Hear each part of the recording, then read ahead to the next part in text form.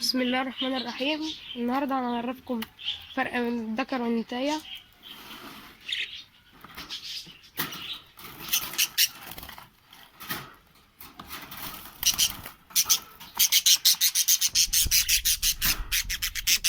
أول